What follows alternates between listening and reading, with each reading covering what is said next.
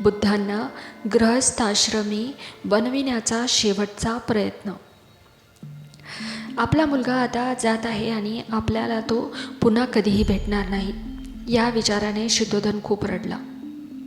नंतर शुद्धोधनाने आपला मंत्री व आपल्या कुटुंबाचा पुरोहित याच्याशी विचारविनिमय केला आणि कुटुंबात परत येऊन राहण्याविषयी आपल्या पुत्राचे मन वळवू शकतील काय याबद्दल त्यांनी विचारले. राजाच्या इच्छेला मान देण्यासाठी तो पुरोहित मंत्राला बरोबर घेऊन निघाला आणि त्याने भगवान बुद्धास वाटेतच गाठले. त्यांनी त्यास यशोचित्त अभिवादन केले आणि त्यांची संमती मिळविल्यावर ते त्यांच्याजवळ बसले.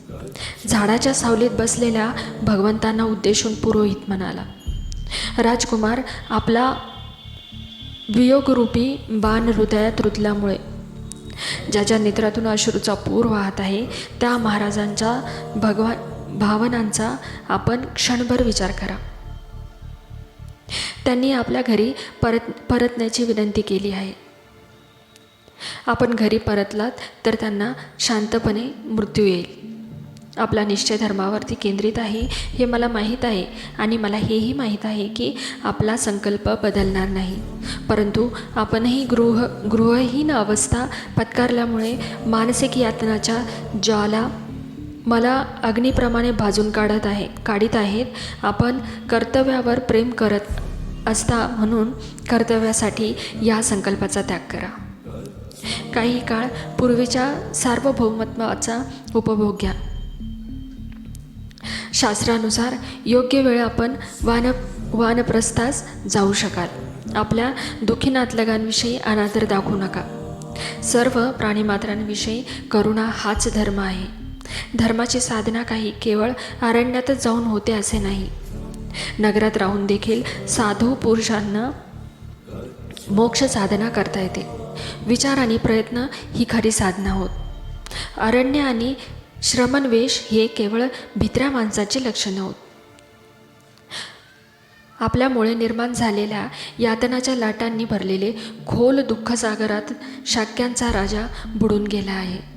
म्हणून समुद्रात बुडणाऱ्या बैलाप्रमाणे असहाय्य आणि अनाथ झालेल्या राजाला आपण सोडवावे, जिने आपल्याला लहानाचे मोठे केले आणि जिने अगत्य लोकात असून प्रवेश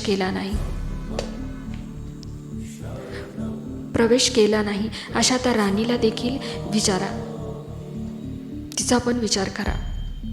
वासरू हरवलेल्या गायीप्रमाणे ती सतत शोक करत आहे. तिची आपण थोडी देखील चिंता करणार नाही काय?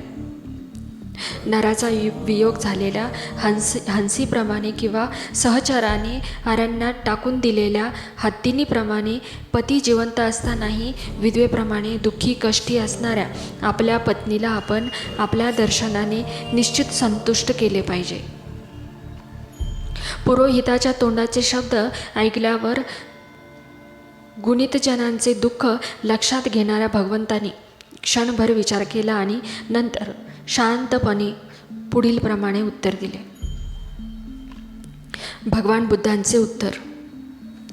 महाराजांच्या मनातील पित्याची माया, विशेषतः त्यांनी माझ्यावरती केलेली माया मी जाणतो.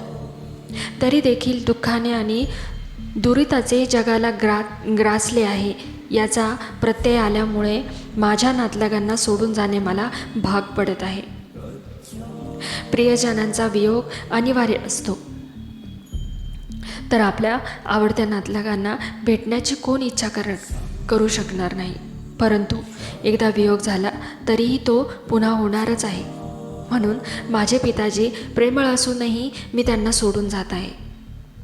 परंतु महाराजांच्या दुःखाला मीच कारण आहे असे जे आपल्याला वाटते ते मला मान्य नाही. कारण स्वप्नवत भेटीमुळे भविष्यातील वियोगाच्या विचारांनी त्यांना दुःख होत आहे. यासाठी याबाबत आपले मत निश्चित झाले पाहिजे. वियोगाची विविध स्वरूपे पाहिल्यावर तुम्हाला हे समजले पाहिजे की पुत्र किंवा नातलग हे दुःखाचे कारण नाही, तर अज्ञान हेच दुःखाचे कारण आहे. वाटेत एकमेकांना भेटणाऱ्या प्रवाशाप्रमाणे सर्व प्राणीमात्राच्या बाबत केव्हा ना केव्हा वियोग होणारच आहे. जर हे अपरिहार्य आहे तर कोणता शहाणा मनुष्य आपल्या प्रियजनांची ताटातूट झाली तर दुःख करत बसेल.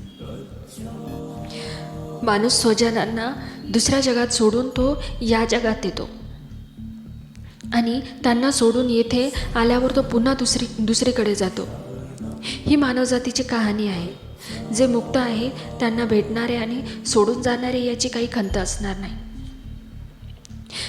प्राणी गर्भ सोडून जन्माला येतो, त्या क्षणापासून मृत्यू जर ठरलेलाच आहे तर मग माझे अरण्यात जाणे अवेळी होते असे तुम्ही कसे काय म्हणता? ऐहिक वस्तू साध्य करून घेताना एखादी वेळ अवेळ असेलही. काळ हा सर्व वस्तूंशी अविभाज्यतेने संलग्न असतो असे वर्णन केले जाते. काळ हा जगाला आपल्या विविध परिवर्तनात नेत असतो, परंतु स्तुत्य अशा परमोच्च सुखप्राप्तीसाठी कुठलाही काळ अनुकूलच असतो. महाराजांनी आपले राज्य मला देण्याची इच्छा दर्शवावी व पित्याला शोभणारा उदात्त विचार आहे. परंतु आजारी माणसाने हावरटपणाने अपद्धकारक अन्न स्वीकारण्याइतकेच मी हा विचार मान्य करणे अनुचित आहे. जो राज्याधिकार आभासमय आहे, जेथे चिंता आहे, द्वेष आहे, थकवा आहे, जेथे सेवेच्या भक्तीमुळे अन्याय उद्भवतो, तो प्रज्ञावंताने स्वीकारणे कसे उचित ठरेल? सोनेरी प्रसाद मला आगीने पेटल्यासारखा वाटतो. मिष्टान्न भोजन मी विष कालवल्यासारखे वाटते. कमलफुलांनी आच्छादलेले शय्या मगरीच्या ग्रासलेला सारखी वाटते. मंत्र्यांचे प्रत्युत्तर. भगवान बुद्धाच्या सद्गुणाला व ज्ञानाला अनुसरून असे निश्चित तर्कशुद्ध व भारदस्त प्रवचन ऐकल्यानंतर मंत्र्याने उत्तर दिले, आपला हा निश्चय अतिउत्तम आहे. तो अयोग्य नसला तरी यावेळी मात्र योग्य नव्हे. आपल्या पित्याला त्याच्या वृद्धापकाळी दुःखात लोटून त्याला अशा प्रकारे सोडून जाणे हे आपले कर्तव्य होऊ शकत नाही. आपले मन सुज्ञ सूक्ष्मदर्शी निश्चित आहे. ते कर्तव्य, संपत्ती, सुख आणि सूक्ष्मदृष्टीने मीमांसा करण्याइतके कुशल नाही, कारण अदृश्य अशा उद्दिष्टांसाठी आपण दृश्य अशा उद्दिष्टांचा त्याग करीत आहोत. दुसरे असे की काही जण पुनर्जन्म आहेत असे मानतात. बाकीचे लोक पुनर्जन्म नाही असे आत्मविश्वासपूर्वक सांगतात. म्हणून ज्या अर्थी या प्रश्नांबाबत संदेह आहे त्या अर्थी हाती आलेल्या भोगाचा उपभोग घेणे हेच योग्य होय. जर मरणोत्तर जीवन अस्तित्वात असेल तर ते आपल्याला जसे मान्य होईल तसा आपण त्याचा उपभोग घेऊ. पण जर मरणोत्तर जीवन अस्तित्वात नसेल तर सर्व जगाला निश्चितपणे विनाशायास मुक्ती मिळाली आहे. काही लोक पुनर्जन्म असे मानतात, परंतु ते मुक्तीची शक्यता मानित नाही. अग्नीप्रमाणे स्वभावतच उष्ण असतो आणि पाणी प्रवाही असते, त्याप्रमाणे आपल्या क्रियाशक्तीचाही एक विशिष्ट स्वभाव असतो असे ते मानतात. काही लोक म्हणतात की सर्व वस्तू चांगल्या आहेत आणि वाईट व सत असत अशा स्वाभाविक गुणधर्मातून उत्पन्न होतात आणि ज्या अर्थी हे सर्व जग स्वाभाविकपणेच उत्पन्न झाले त्या अर्थी आपले सर्व श्रम व्यर्थच होत. ज्या अर्थी इंद्रियांची क्रिया निश्चित आहे आणि बाह्य वस्तूंच्याही अनुकूलता किंवा प्रतिकूलता निश्चित झालेली असते, त्या अर्थी वृद्धापकाळ आणि दुःख यांच्याशी ज्या गोष्टी निगडीत झालेल्या आहेत त्या कितीही प्रयत्न केले तरी त्या कशा बदलता येतील? त्या सर्व गोष्टी स्वाभाविकपणेच निर्माण होत नाहीत काय? पाण्यामुळे अग्नी विझतो आणि अग्नी पाण्याची वाफही करतो. ही निरनिराळी तत्वे एक जीव होऊन ती या जगाची निर्मिती करतात. गर्भाशयातील गर्भ हात, पाय, बोट, पाठ आणि डोके यांच्यासहित साकार होतो. तो आत्म्याशी संलग्न असतो. हे स्वाभाविकरित्या होते असे प्राज्ञ सांगतात. काट्याच्या अणकुचे दर्पणाला कोण उत्पन्न करतो? पशुपक्ष्यांचे निरनिराळे स्वभाव कोण बनवतं? हे सर्व स्वभावातच उत्पन्न होते. त्यात इच्छेकडून कोणत्याही क्रिया घडत नाहीत. मग इच्छाशक्ती या नावाची चीज कशी असू शकेल? इतर काही जण म्हणतात की ईश्वर सृष्टी निर्माण करतो, तर मग आत्म्याने जाणीवपूर्वक प्रयत्नशील राहण्याची आवश्यकता काय आहे? जो जगाला गतिमान करतो तोच त्या गतीला विरोध करतो. काही लोक म्हणतात की जन्मास येणे आणि नाश पावणे या दोघांचेही कारण आत्मा आहे. परंतु ते असे म्हणतात की जन्मास येणे हे विनासाय होते, पण मोक्षप्राप्ती मात्र प्रयासानेच लाभते. मनुष्य संपत्ती निर्माण करून पूर्वजांचे ऋण फेडतो, तसेच तो विद्यार्जनाने ऋषींचे आणि यज्ञ करून देवांचे ऋण फेडतो.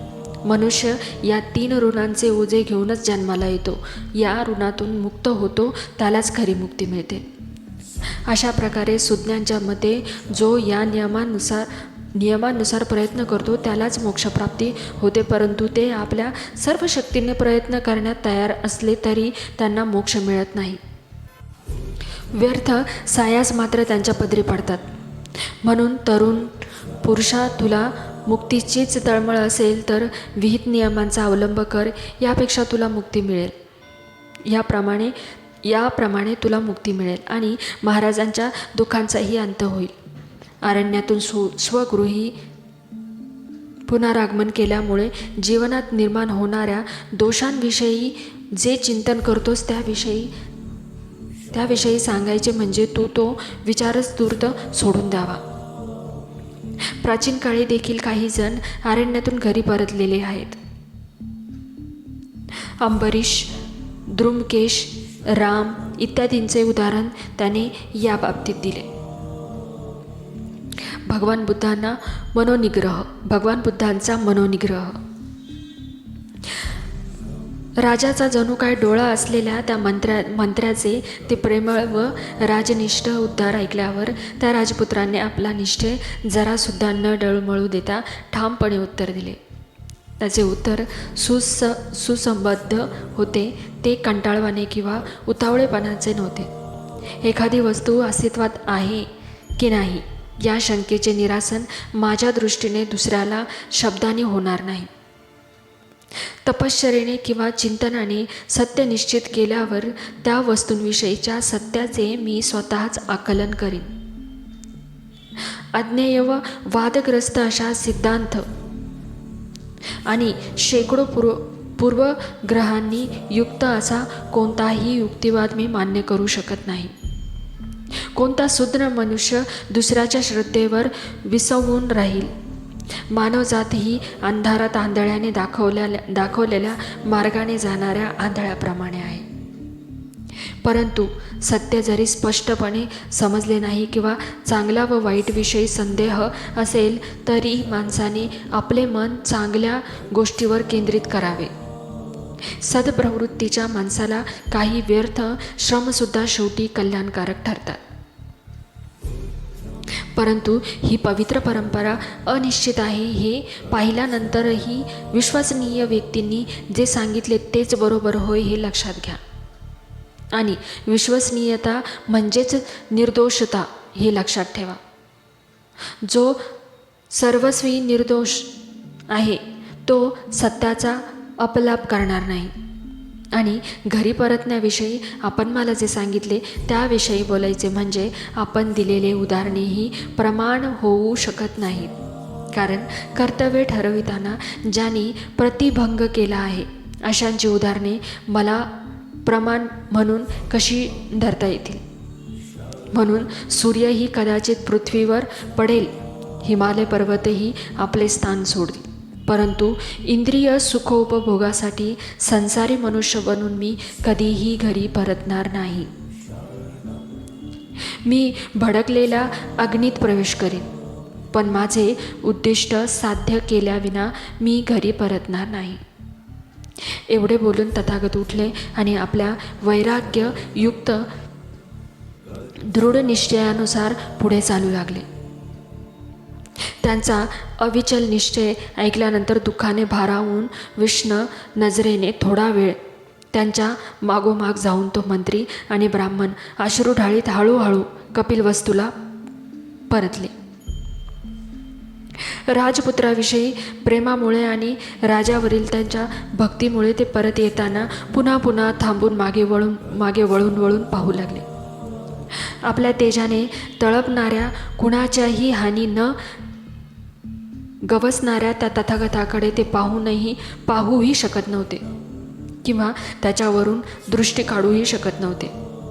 घरी परतण्यासाठी त्यांचे मन वळविण्यात अयशस्वी झाल्यावर तो मंत्री आणि तो उपाध्याय अडखळत्या पावलांनी परत फिरले आणि एकमेकांना विचारू लागले. आपल्या प्रिय पुत्रासाठी झुरत असलेल्या राजासमोर आपण जावे तरी कसे आणि त्याची भेट तरी कशी घ्यावी. भाग 5. धम्मदीक्षेच्या मोहिमेस पुन्हा सुरुवात. खेडवळ ब्राह्मणांना धम्मदीक्षा.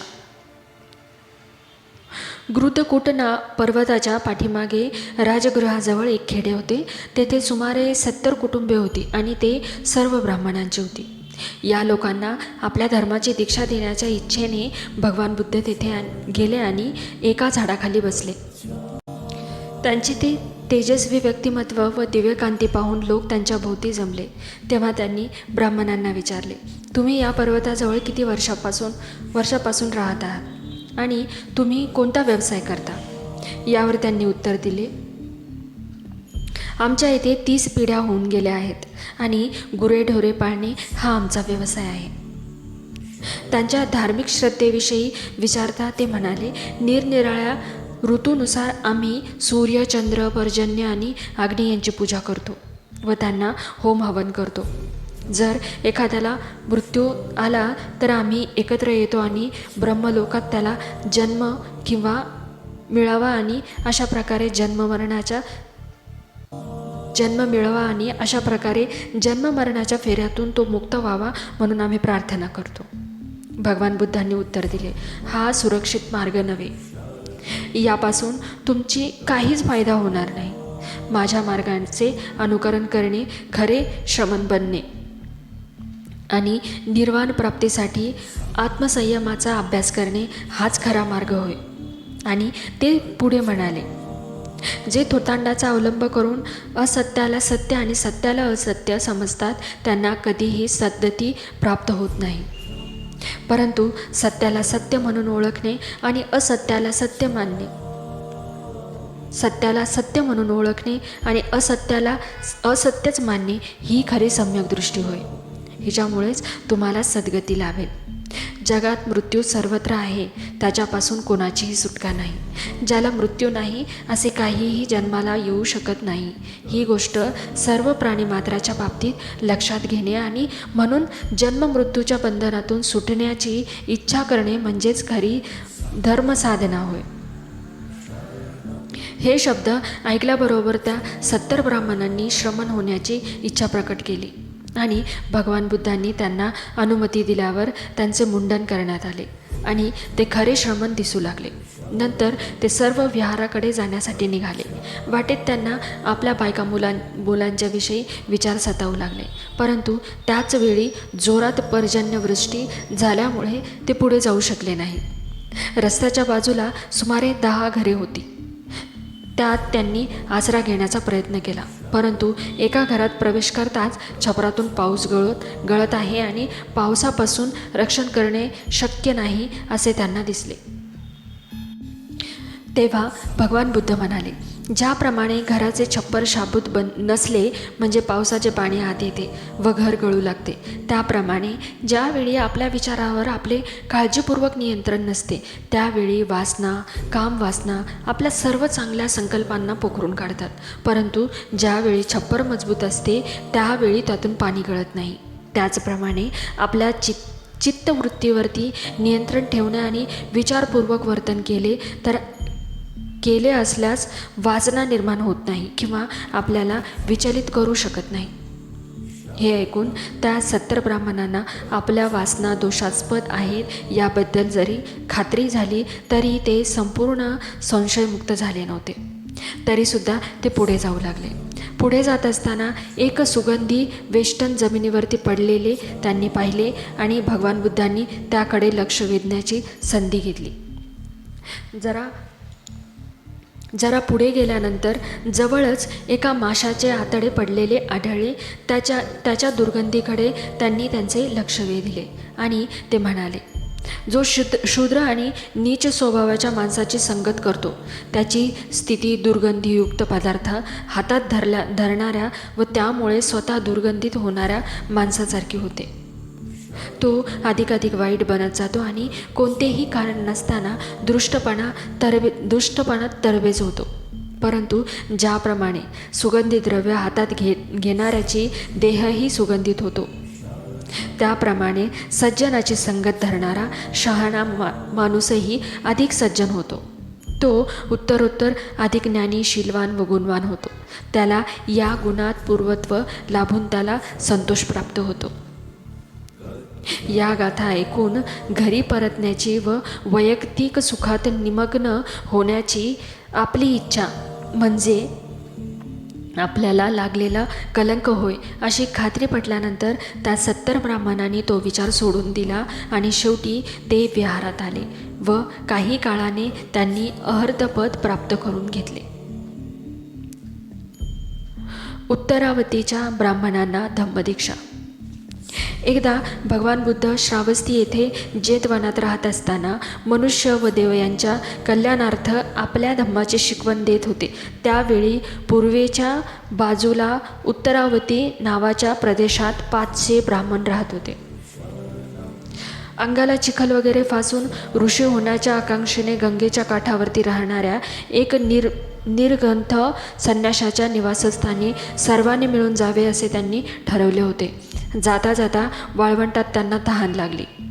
एक झाड दृष्टीस पडताच जवळपास मनुष्यवस्ती असावी या आशेने ते घाईघाईने तिकडे गेले.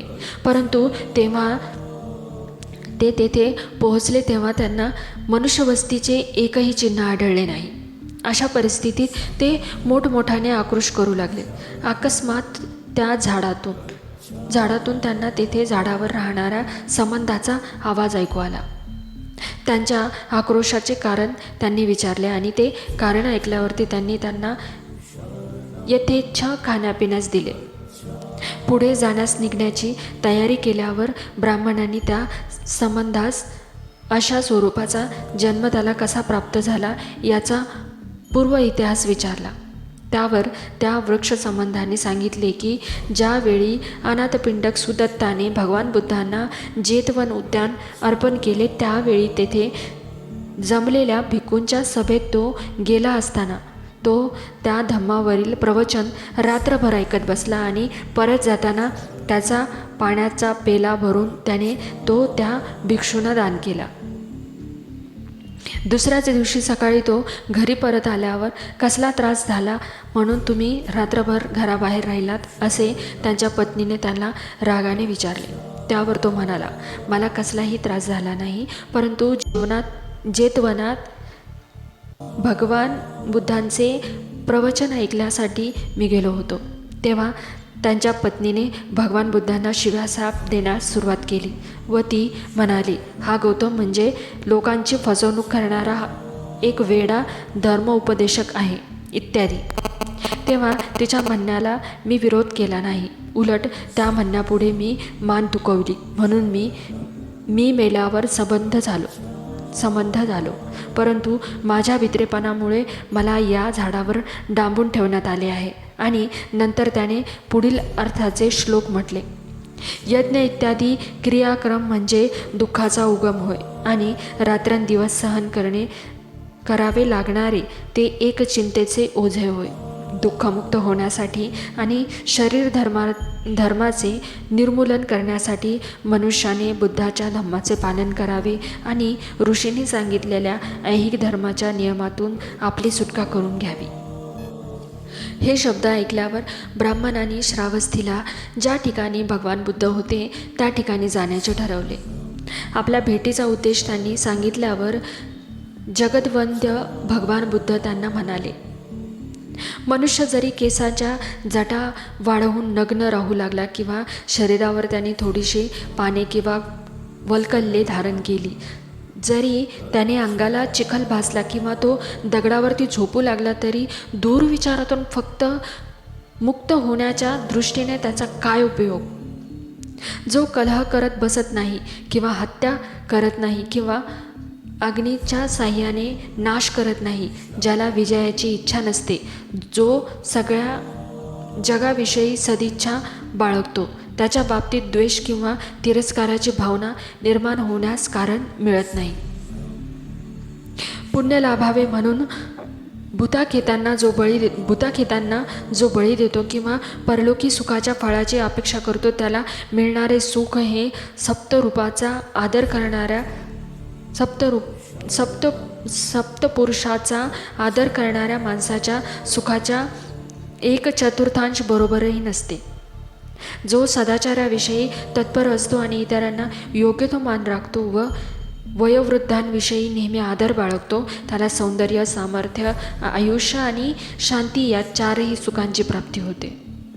पतीकडून हे ऐकल्यावर त्याची पत्नी शांत झाली.